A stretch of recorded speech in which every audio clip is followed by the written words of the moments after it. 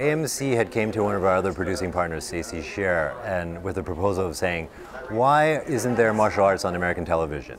We want to do that. And so they asked her to do that. And she had no experience in making anything with martial arts before. So she called me and said, would you like to be involved in this project? Would you like to help brainstorm the idea and help, make this happen for us? And I said, yeah, sure. Because I have experience in Hong Kong making martial arts films. I brought on my producing partner, Stephen Fung, and we started to put this project together. And the big challenge was, how do we do this for television? For film, it's a very different thing. You have much more time. A fight scene, a very dynamic fight scene can take up to 2 weeks, 3 weeks to do, but on television you don't have that luxury. You have 7, 8 days per episode, and you have to get all the fights in that time. And so that was our challenge. And so we started creating the show. We hired Al Goff and Miles Miller, the showrunners and scriptwriters, to create the world. And then once that happened, we started putting all the pieces together. And then once we got into auditioning for characters to play the roles, we started looking for the role of Sonny. And my suggestion was to find someone who was maybe 25, 30 years old, someone younger, because if the show is successful in the last 5, 6 years, they're going to be fighting a lot. There's a lot of physical toll on their body that they're going to have to take over that time. So we started to audition people, and AMC wanted, an Asian lead. They wanted that person to have speak perfect English, to be a good actor, to be a good martial artist, and also to have some name. And so there's not very many people on that list, but we went further than that. We tried to find new people, and I think we auditioned over 200 people. And still, at the end of the day, there was nobody compelling enough to play the role. And so then all the producers looked at me and were like, Daniel, you can do this. We know you can. I said, I'm 40 this year. To play a role like this, 2 fights per episode, it's going to be difficult. And they're like, well, we can make sure you can do it well. And so with that assurance, after the script came out and I really liked the character, I was like, okay, I'll audition for it. Because I want to make sure I earn this role and that's not just given to me because I'm a producer. So I auditioned for it, and then I ended up getting it. AMC liked me and took me on.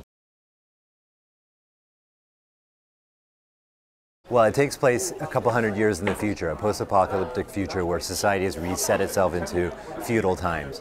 And the region that we call the Badlands is run by barons that are like, I guess they're like kings or warlords. And each one, in order to survive, has to have an army. And so I play Quinn, who's the most feared baron in the region.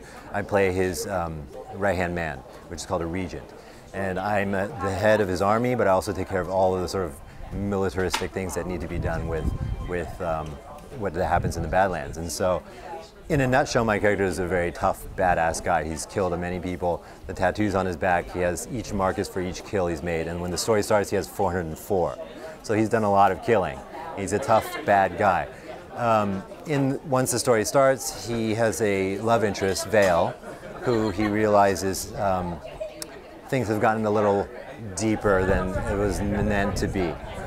Regents or any of the clippers, any of the soldiers are not allowed to have families. So I've already committed a crime. And then I meet this kid named MK, who's a slave boy, but he has a secret that I find out that makes me realize there may be something beyond our world of the Badlands and that we can get out of here.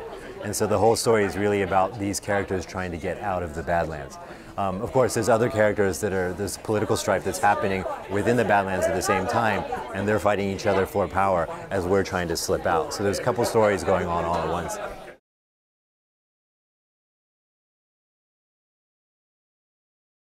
Physically, it was a big challenge because basically I was fighting every day for 4 months. And normally on a film, there's maybe 2 to 3 fight scenes in a film, and you've got probably 3 weeks of fighting.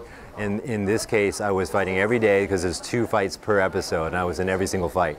So it's very tough. We were filming in New Orleans, which was 90 degrees and 90% humidity, so it was very physically demanding.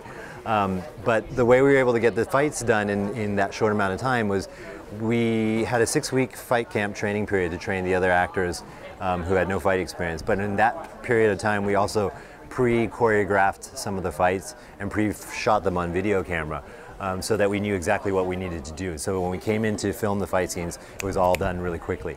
Everything, we didn't storyboard per se, but we actually knew exactly what we needed to do right away and got it all done. And if there were any hiccups, we learned to adjust right away. And that was due to mainly our fight choreographer, Ku, who worked on Crouching Tiger and Matrix, and also our fight director, which is Stephen Fung, who's my producing partner also. And they're just incredibly just geniuses at making these fights happen in a very short amount of time.